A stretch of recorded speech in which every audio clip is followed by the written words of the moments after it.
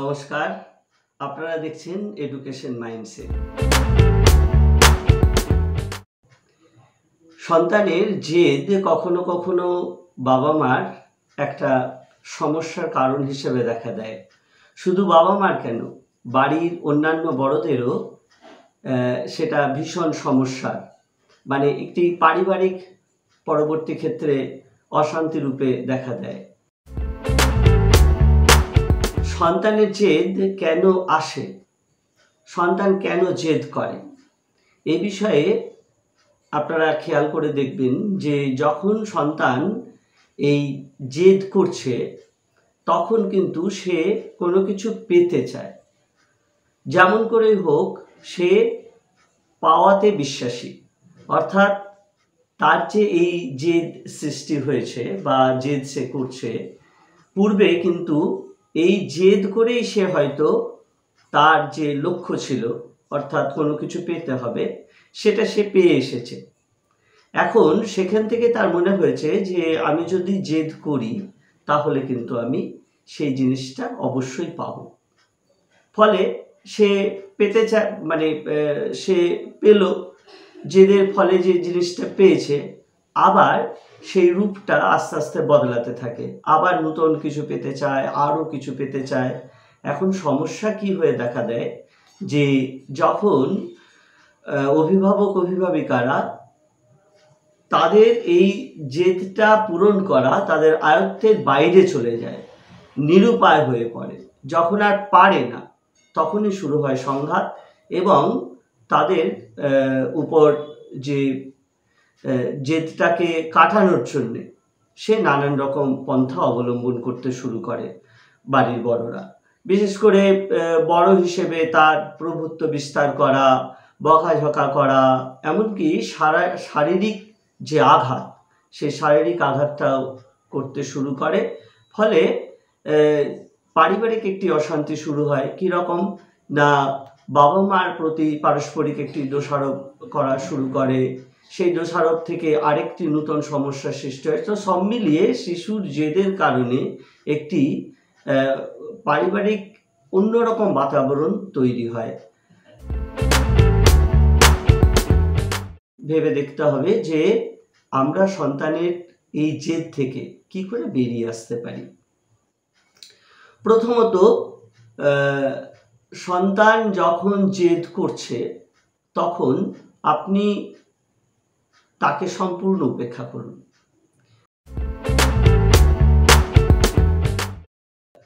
সন্তান যখন জেদ করছে তখন আপনি তাকে সম্পূর্ণ উপেক্ষা করুন। কীরকম? তার দিকে, তার চোখের দিকে তাকাবেন না।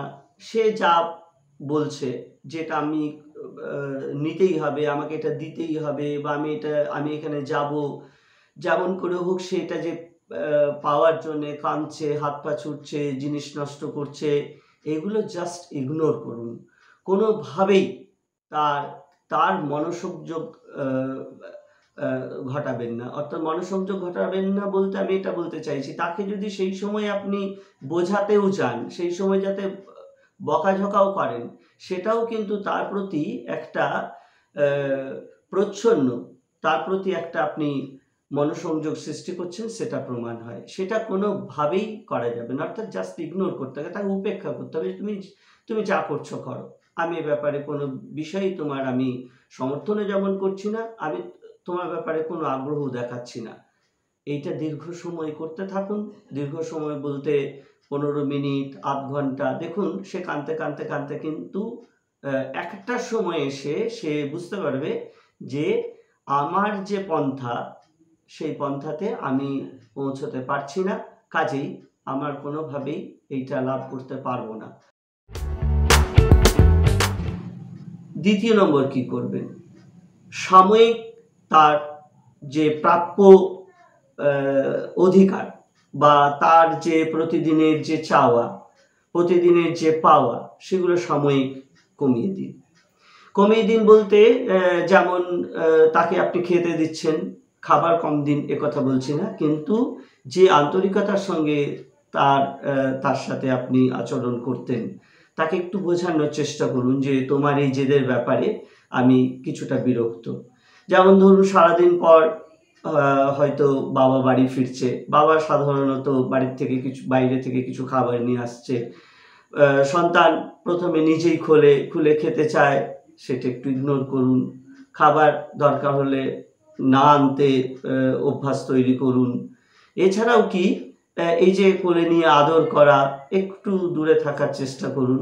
তাতে কি হবে, তার মানসিক একটা চেঞ্জ আসার কিন্তু প্রবণতা তৈরি হবে এবং হতে পারে যে তার এইটা ফলাফল হিসেবে সে বুঝতে শুরু করতে পারে। তৃতীয় নম্বর হচ্ছে যে তার কোনো রকম সমালোচনা, তাকে আঘাত দিয়ে কথা বলা, তার উপর কোনো শারীরিক নির্যাতন বা শারীরিক আঘাত কোনোভাবেই করবেন না। তাকে যদি আপনি আঘাত দিয়ে কথা বলেন বা তার যদি কোনো সমালোচনা করেন, তাহলে সে কিন্তু হীনমন্যতায় ভুগতে শুরু করবে এবং তার এই হীনমন্যতা থেকে অন্যরকম কোনো সমস্যার সৃষ্টি হতে পারে। কাজেই এই যে তৃতীয় নম্বর পয়েন্টটি আপনাদের বলছি, যে তাকে কোনোভাবেই শারীরিক আঘাত করবেন না, তার কোনো রকম সমালোচনা করবেন না, সেই জেদের সময়টাতে তো নয়ই, পরবর্তীকালেও কোনো রকম আপনি বকাঝকা করবেন না। তাতে ও কিন্তু নিজে নিজেই অনেক কিছু বোঝার চেষ্টা করবে। আর চতুর্থ নম্বর পয়েন্টটি অত্যন্ত গুরুত্বপূর্ণ এবং যেটা আপনাদের বড় হিসেবে অত্যন্ত সচেতনভাবে এড়িয়ে চলতে হবে, সেটি হচ্ছে অন্যের সাথে তুলনা করা। এখন অন্যের সাথে তুলনা কেন করবেন না, তার বড় কারণ হচ্ছে যে শিশু মন সবসময়ই নিজেকে বড় করে তোলার চেষ্টা করে, নিজেকে অন্যভাবে অন্যের কাছে অ্যাটেনশন পেতে পছন্দ করে। তো সেক্ষেত্রে যদি আপনি অন্য বাচ্চাদের সাথে তুলনা করেন, তাহলে কিন্তু তার শিশু মনে একটি অন্যরকম প্রভাব পড়তে পারে। এইটি কোনোভাবে আপনাদের করা যাবে না এবং আপনারা নিজেরাও দেখবেন, মানে আপনি ব্যক্তি হিসাবে আপনার সাথে যদি আপনার কাজ নিয়ে অন্য কোনো ব্যক্তি তুলনা করে, আপনার স্বভাবতই যেরকম একটি রাগ হয়, শিশু মনেও কিন্তু একদম একই রকম হয় এবং বলতে পারেন একটু বেশি হয়। এই 4 ধরনের কাজ শিশুকে তার জেদ থেকে বের করে আনার জন্যে বা তার জেদটাকে কাটিয়ে ভালো অভ্যাসে পরিণত করার জন্য অত্যন্ত কার্যকর হবে।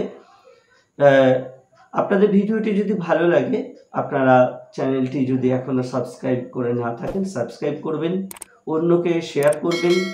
অবশ্যই আপনারা কমেন্ট সেকশনে গিয়ে কমেন্টস করবেন।